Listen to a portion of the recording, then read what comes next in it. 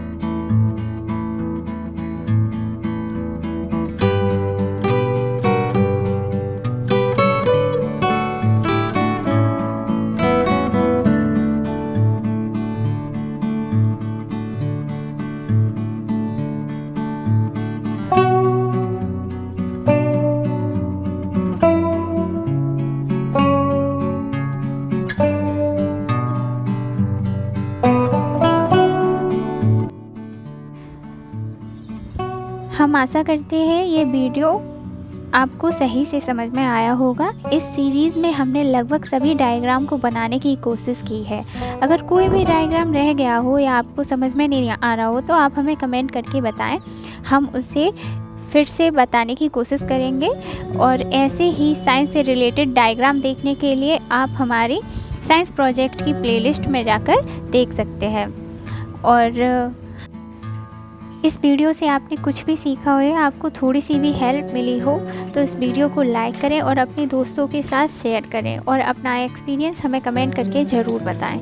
तो इस वीडियो को लास्ट तक देखने के लिए आपका बहुत बहुत धन्यवाद। मिलते हैं रोज़ सुबह 11 बजे और शाम को 7 बजे। Thanks for watching.